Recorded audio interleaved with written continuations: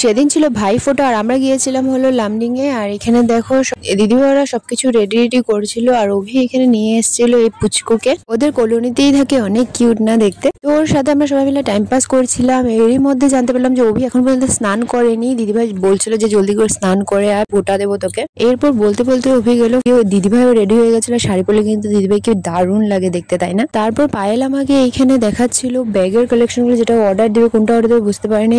আমাদের যাওয়ার ডেট সামনে চলে আসছে, বাট ওর এখন পর্যন্ত শপিং শেষ হলো না। দেখো এরই মধ্যে অভিও স্নান করে চলে আসলো আর পায়েল এখন অভির পিছে লেগে গেছে যে কোনটা বেশি ভালো লাগছে, যেটা ভালো লাগছে ওটা অভিকেই কিনে দিতে হবে। ভাবো, মানে হেডও তার আর টেলও তার। এনিওয়ে এরপরে দিদিভাই এখানে সবকিছু রেডি করছিল, ঘর বসাচ্ছে আর অভিও গিয়ে বসে পড়লো। আর এরই মাঝখানে তোমাদেরকে আমার এক ঝলক দেখিয়ে দিই, যেটা দেখতে লাগছিল একদম বাড়ির ঝিয়ের মতো। দেখে নাও ফ্রেন্ডস, এটাই হলো আমার রিয়েল চেহারা, যেটা মেকআপ করলে তোমরা কেউ ধরতেই পারো না। তখন আমাকে দেখতে পুরো পরীর মতন লাগে, বাট এটাই হলো আমার আসলিয়াত। এরপরে আমি দিদিভাইকে মিষ্টি মিষ্টি রেডি করে দিলাম। অভির সাথে আরেকজন ছিল, অভিদের কাকার তো ভাই। তো দিদিভাই আস্তে আস্তে রিচুয়াল গুলো শুরু করলো। আমি কিন্তু খুব এনজয় করছিলাম। আমার কিন্তু আমাদের ইন্ডিয়ানসদের যত সব রিচুয়ালস আছে আমার কিন্তু সব কিছু ভালো লাগে, আর যতটুকু পারি আমি সবকিছু পালন করার চেষ্টা করি।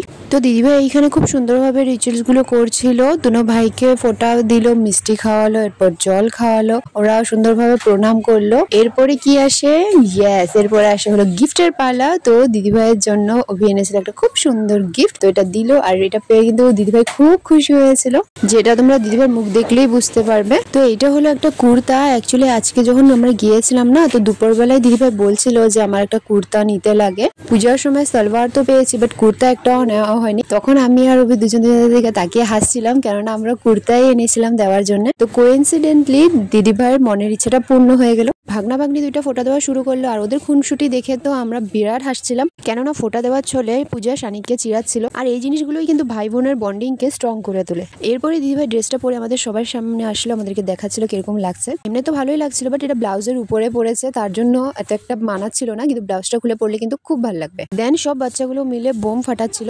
এরপরে আমরা একটু বের হলাম হলো ছোট কাকিমনির বাড়িতে। আমার কিছু কাজ ছিল তার জন্য, কিন্তু আমরা এরকমই টাইমে গেলাম। গিয়ে দেখি কাকিমনি আর কাকিমনির মেয়ে বাজারে যাচ্ছে, বাট একটু টাইম আমাদের জন্য ওয়েট করলো। আমার কামটা শেষ হলো, এরপর আমি আবার বাড়ি চলে আসলাম। আর এখন পায়েলের যাওয়ার পালা। তো পায়েল এখান থেকে যাওয়ার সময় সুটকেসটা নিয়েছিল, কেননা আমাদের ট্রিপের সময় লাগবে।